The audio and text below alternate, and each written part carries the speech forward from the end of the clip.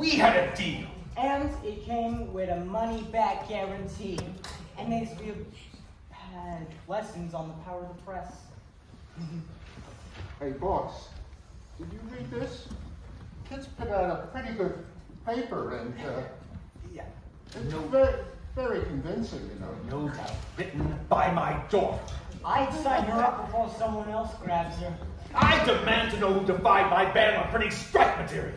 Oh, we are your loyal employees. We never take our business elsewhere. That's it. The printing press in the cellar. I made you the offer of a lifetime. Anyone who does not act in his own interest is a fool. What's that make you? This all began because you wanted to sell more papers. Now, your circulation is down 70%. Why didn't you just come talk to us? Because guys like Joe don't talk with nothing like us. But a very, very wise reporter once told me that a real boss don't need the answers. Just the smarts to snatch the right ones up when he hears it.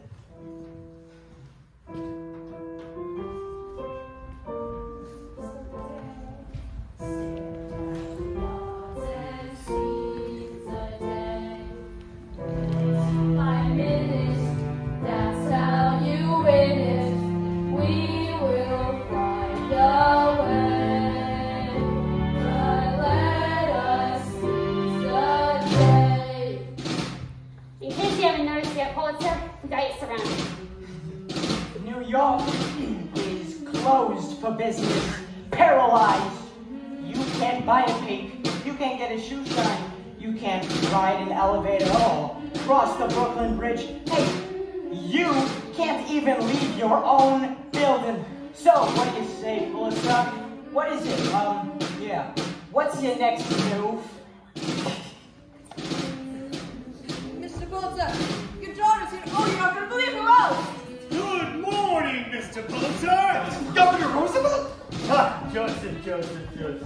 What have you done now? I'm sure when you hear my explanation. Thanks to Miss Meadowlarkin bringing your daughter to my office, I have a thorough grasp of the situation at hand, graphic illustrations included.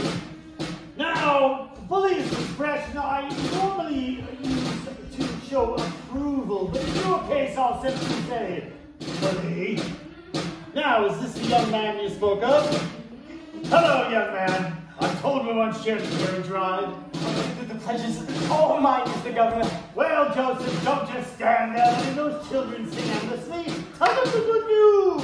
What good news? Well, that you've come to your senses, of course, and rolled back prices.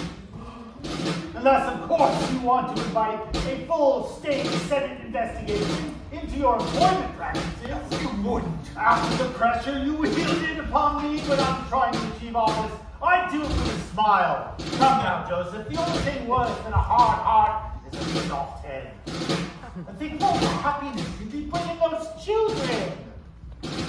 He doesn't do happiness, does he? He really doesn't. Mr. Kelly, if I may speak with you alone. Keep your eyes on the stars and your feet on the ground, young man. You can do this. Yeah. I cannot put the price back where it was. I'm sorry, I can't. There are other considerations. I get it, you want to save face front of all these folks. I'm young, I ain't stupid. Thank you for understanding. But I got constituents with a legitimate gripe. What if I reduce the raise by half and get the others to do the same? Yeah. It's a compromise we could all live with. But you eat our losses. Any papers we don't sell, you buy back full price. That was never on the table. What's to stop Newsies from taking hundreds of extra papers they can't sell? My costs would explode. No newsie is gonna break his back hauling around papers he can't sell. But if he could take a few extra, he might sell them. And, you know, yeah, circulation would start to rise. It's a compromise we can all live with. That's not a bad head you've got on your shoulders.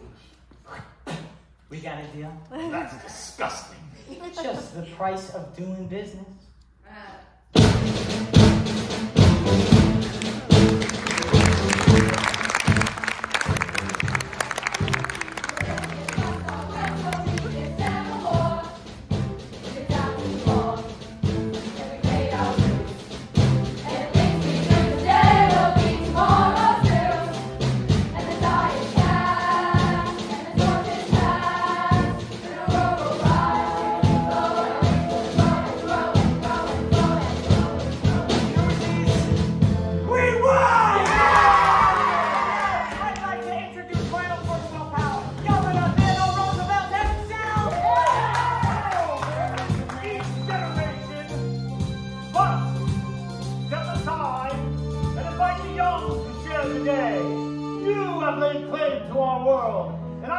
the future in your hands will be bright and prosperous.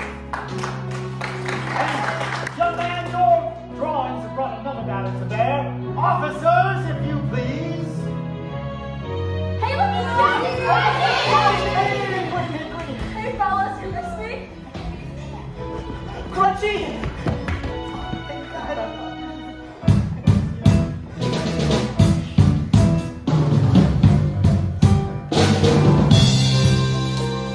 Well, Jack, you have made an eloquent argument with your drawings for shutting down the refuge.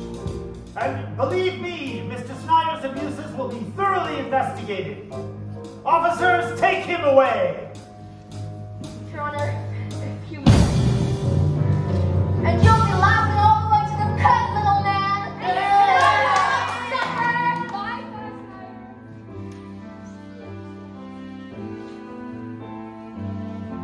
I can't help thinking. If one of your drawings convinced the governor to shut down the refuge, what might a daily political cartoon do to expose the dealings in our own government back rooms? What do you say, Teddy? Care to have this young man's artistry shine a lantern behind your closed doors? Hey, don't sweat it, Gov. You know, with the strike settled, I ought to be hitting the road. Don't you get tired of singing the same old story? I mean, what if Santa Fe got the New York game? Sandstorms? Or better yet, what's New York got Santa Fe in? New York's got us. We're family. Didn't I hear something about the strike being settled? Hey, for Newsies! Hey, they gonna sell themselves. Come on up, boys. Come along, Governor, and show me this back seat I've been hearing so much about. Oh. Well, don't just stand there. You've got a union to run. And didn't someone just offer you a pretty exciting job? Me, work for your father. You already work for my father. Yeah.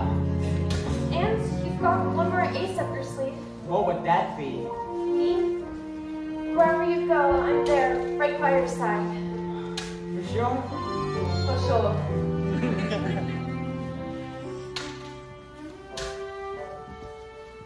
Don't take much to be a dreamer. All you do is close your eyes. But some made-up world is all you'll ever see. Now my eyes is finally open. In my dreams, they's average size. But they don't much matter if you ain't